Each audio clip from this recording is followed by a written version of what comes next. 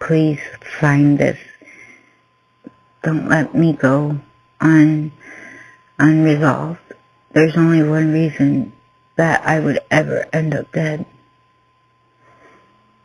And it's not for anything that looks on the surface.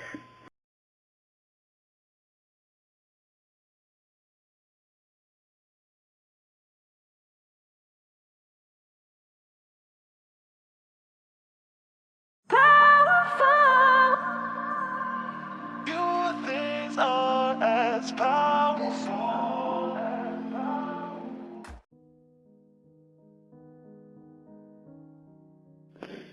Okay, today is May 15th, Saturday, 9:42 a.m. This is my audio recording diary. I live it. My birthday is 1984. I'm 36-year-old white female.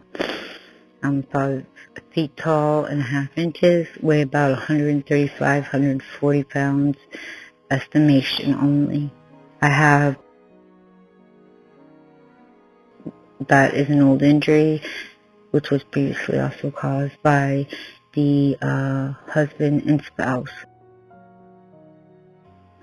At the time of this recording, I am collecting this information as I was explained to do by an advocate of DV in case of my death or hospitalization and where I can't talk.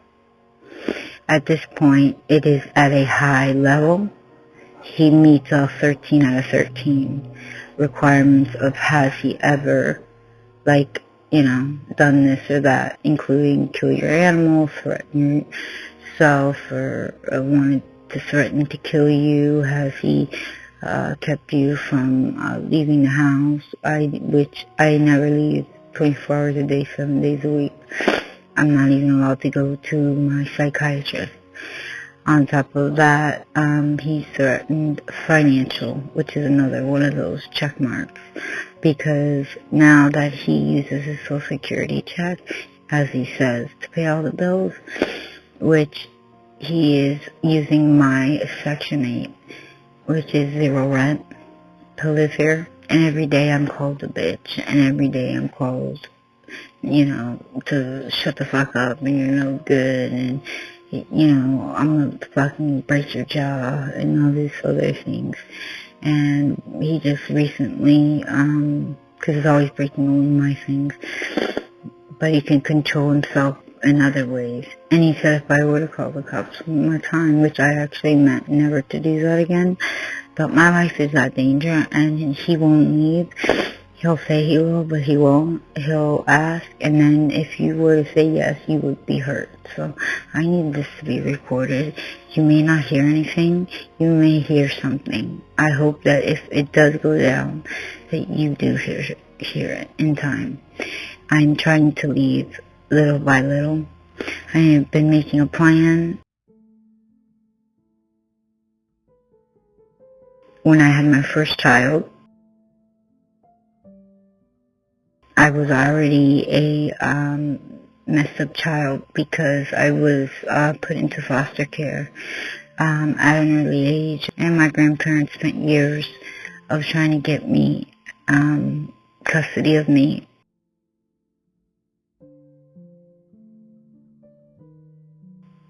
I ended up suffering for a long time before he got custody of me. So then I ended up finally going to him, and then soon after that my grandmother dies. She dies of cancer. I had no guidance besides my grandfather, who I did not entrust in, and started to rebel. He brought in my aunt, who is an alcoholic, allowed her to live there. I started to look for anything to find a way to not deal with it, and the people that she would bring on, my grandfather wasn't there.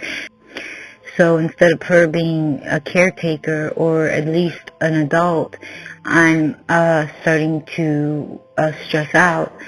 And it started with cigarettes, picking up her cigarette, coughing, and just repeating the process because I don't know what to do besides rip my hair out. And no one to talk to or to tell that it's going to be okay and this is not your fault. And the one friend that I had, I called up on the phone. I asked for advice, and I made my decision stupidly based on her response, which is my fault, not hers.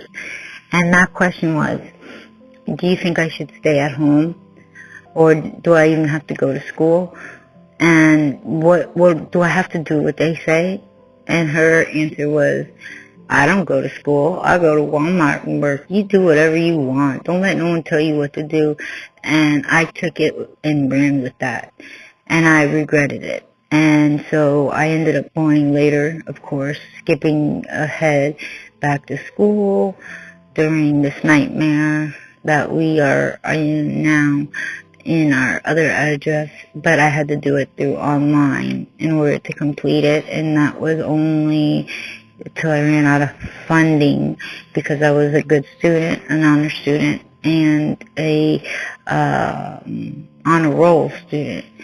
And I graduated with high honors. But in addition to that, that was when I had a car. I'm not even able to have one because even if I did have one, he would drive it 24 hours a day because this has happened in the past. He tells people that I can't drive. He tells my kids and he tells me and strangers and everybody that if I ever were to report anything, that he's got something for me. And I haven't been with anybody or even been to a club because on my 21st birthday, since I met him, I was a kid, remember that.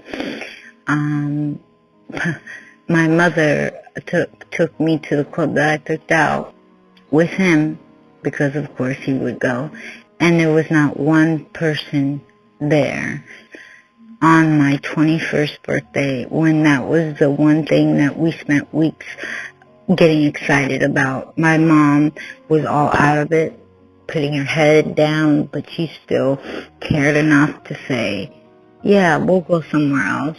Not that I really wanted that. I wanted to just enjoy myself. Regardless, his answer was, it's not going to happen, and it didn't. We're going to go eat at Denny's, and then we're going home. You had your birthday, and you got what you wanted. I also had the same ultimatum when I was told that I was going to graduate with the class that they assigned to me for college, when I got my degree online.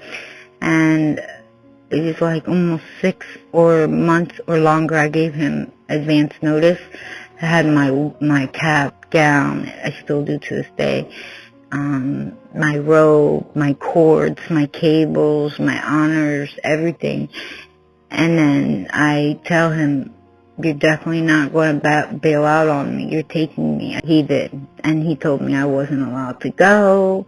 I couldn't go. I'm not even allowed to take the children or myself or go with him anywhere because either I'm harming my children in one way or another, or I'm not going there for whatever it is that he says I am. I'm irresponsible, can't handle my own money. On top of that, he doesn't ever let me go basically anywhere.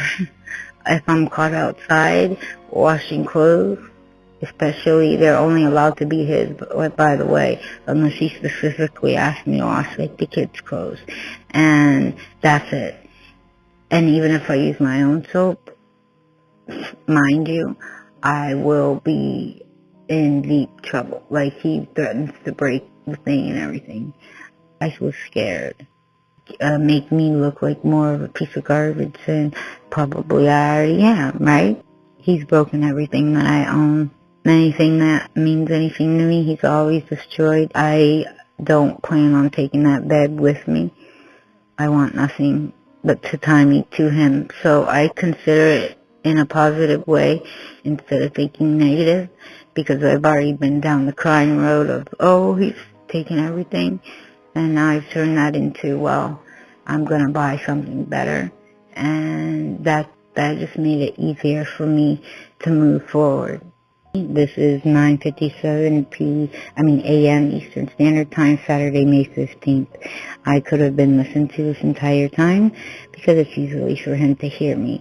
This isn't the smartest idea to be saying this out loud, but I want it to be known. And I will immediately forward this while I am recording in case he is listening, so that there is no way, and I know that I was told by law that you can still, with a broken phone, pull data. This is on my Apple phone device. And I'm using a recording device to find my killer if I end up dead. AprilHardy.com is April Hardy, and she is a domestic violence a survivor and current stalker victim. She will vouch for me, and then also everybody at my doctor's office can vouch for me, including their receptionist who goes to a church. Her name is... I could go on about other people, including my son, and he is willing to vouch, but he may be manipulated easily, so I wouldn't count on him all the time.